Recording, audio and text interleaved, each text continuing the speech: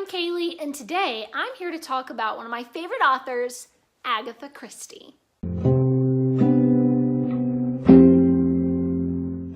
In case you didn't know, Books for MKs is a charity that donates books to missionary kids. If you want to donate to the kids, you can do so at gofundme.com. There's a link down in the description, and there's a button at the end of this video where you can donate to the kids. Agatha Christie lived from 1870 to, hang on, I wrote it down, 1976.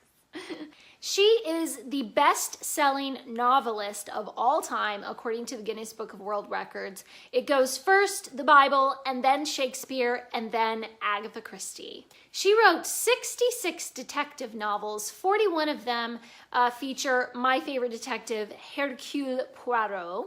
And I think another 15 feature Miss Marple. She also wrote 14 short story collections, as well as a few other novels that were not mystery novels. She also wrote the world's longest running play, The Mousetrap, which has been running constantly since 1952 with over 27,000 performances.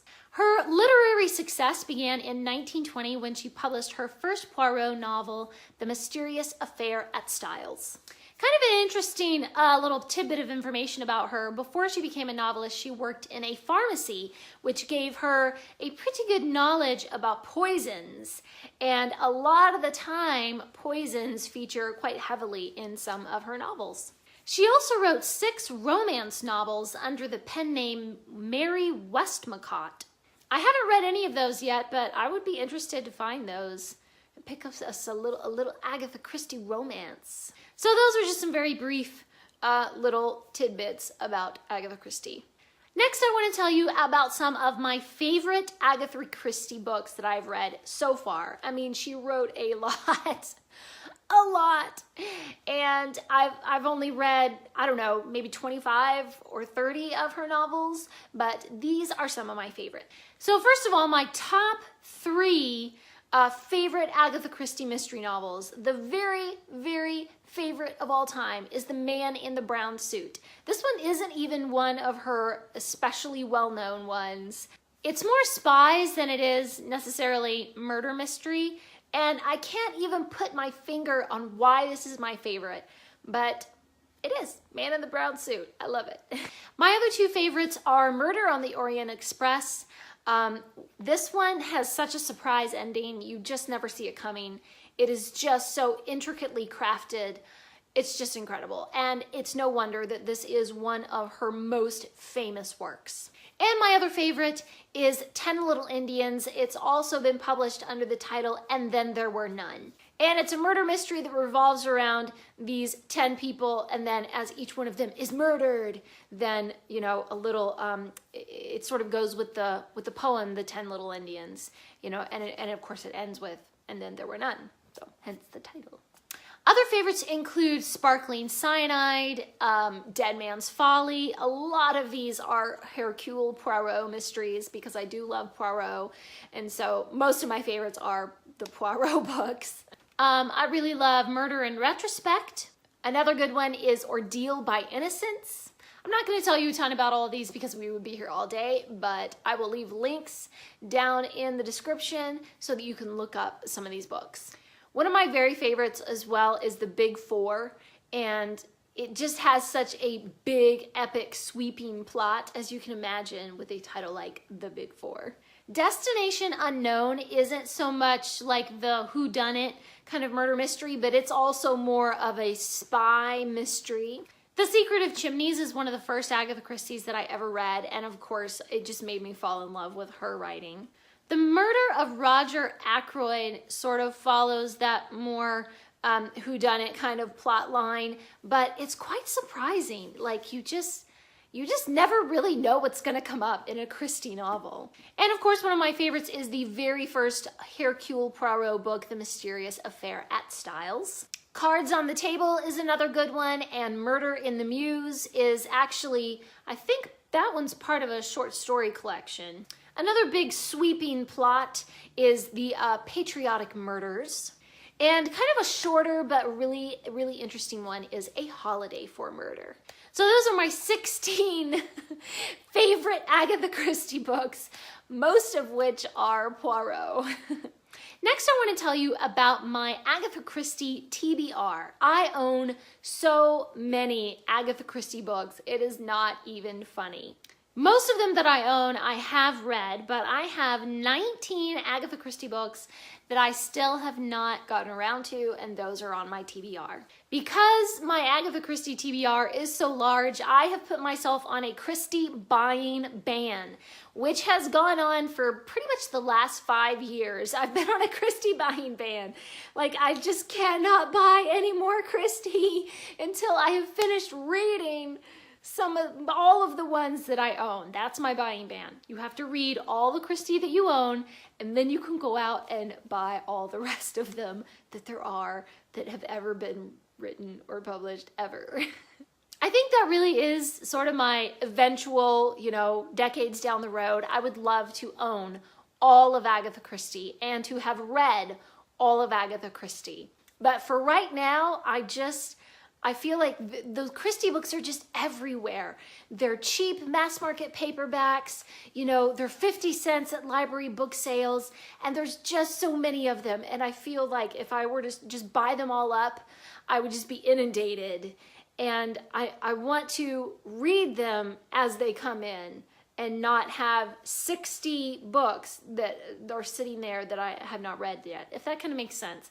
So my goal is read those 19 that I already own, that I still need to read, and then I'll go out and buy some more. All right, let's get into my Agatha Christie TBR. One of the ones that I've been putting off forever because I just don't want to read it is The Secret Adversary. Unfortunately, this is a Tommy and Tuppence book. And I have read one other Tommy and Tuppence book. I can't remember which one it was right now. But I read another Tommy and Tuppence, and I did not like Tommy and Tuppence. They're like this cutesy couple, and they're so sweet and adorable, and everybody just loves them. And I just hate their guts. I hate Tommy and Tuppence. If you like Tommy and Tuppence, then I am very sorry. But they're just not my cup of tea. Fortunately, there really aren't that many Tommy and Tuppence books. I want to say there's only, 3 or 4? 4 or 5? Don't quote me on that because I haven't even looked it up. I have no clue how many there are. But it seems to me like my impression is that there aren't that many, which good, because nobody wants that. The next one on my TBR is a Miss Marple book, Murder is Announced. Now, I do like Miss Marple. I don't like her as much as Poirot, but Miss Marple is an excellent detective. I like how she's just this cute, adorable old lady who's like knitting and baking cookies and stuff, and people confide in her. And so, of course, she has all this behind-the-scenes knowledge that the police don't have, and she gets in there and solves everything. I do have several Hercule Poirot books. One of them is Poirot's Casebook, which is a collection of short stories, and I still need to read that one. Another one is Endless Night. Still need to read that. Towards Zero is a book that has been on this list for quite a while, and I keep meaning to pick it up, and then, I end up being distracted by some other book, and I just never do. Another short story collection is The Golden Ball and Other Stories. I really love her short stories. She does a really good job of putting a full story into, just a few pages where it really draws you in. So she writes good short stories. Another one I need to read is 13 at Dinner. Parker Pyne Investigates. Death on the Nile. This one, if I'm thinking of the one I'm thinking of, I think this is Hercule Poirot, and I have seen the TV show of this one, so I kind of already know the mystery, if this is the one that I'm remembering. But it's always worth it to go in and still read the book, even if you kind of already know the mystery from the TV shows. Another one I need to read is the Seven Dials Mystery. Another short story collection is the Regatta Mystery and Other Stories. The Three-Act Tragedy. This one kind of intrigues me. I mean, the title sort of implies that wall is being broken between the writer and reader. Almost, where an actor will like look at the camera and address the audience, So I'm kind of interested from that title. It just kind of intrigues me. Need to read that one. Another one is Murder in Mesopotamia. Mrs. McGinty is Dead. Somehow this one, just the title really intrigues me as well. Mrs. McGinty, who is she? Why is she dead? And, you know, who killed her? The next one is Nemesis. I believe this is a Miss Marple. I think this might be the last Miss Marple book, if I'm remembering right. And another one is Hickory Dickory Dock. I think this one has also been published under another title. I'm not sure, but the one that I have is titled Hickory Dickory Dock. The next ones that I need to read are Evil Under the Sun and Appointment with Death.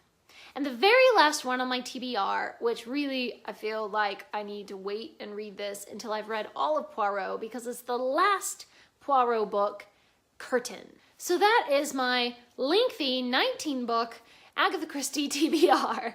Whenever I want to pick something up that is going to be quick and easy and short and that is going to grab my attention. For instance, if I'm in a reading slump, oh, you need some Agatha Christie. Yes, you do. I don't think any of her novels are over 200 pages. They're all full of action and interesting characters, and they're going to grab you and drag you into that story. Agatha Christie is perfect for reading slumps. And the last thing about Agatha Christie that I want to talk about are the movie adaptations and TV adaptations of Poirot. You know, I love me some Poirot.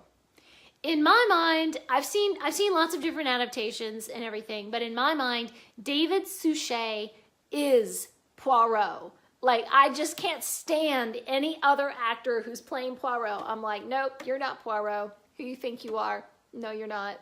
No, you think that mustache looks like Poirot? I'm sorry. Get off the stage. Just go, because David Suchet is it. When I'm reading a Poirot novel, I am thinking of David Suchet and the way he would say it and his accent and the way he would look and everything.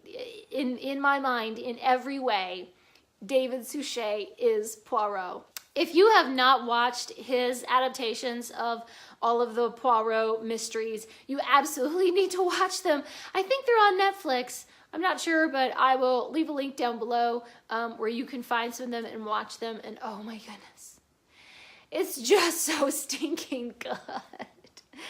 Oh, it's just so good. I love it. I have watched every David Suchet episode, every movie and everything at least 3 times, I think. Leave me a comment down below and let me know, have you read any Agatha Christie? What is your favorite Agatha Christie? What is on your Agatha Christie TBR? If you don't like Poirot, then just go away because I don't want to hear your comments. I'm kidding, I'm sorry. If you don't like Poirot, then of course I will listen with grace and patience, and then I will tell you that you are wrong. Thanks for watching. Please subscribe, and remember, the right book in the right hands at the right time can change the world.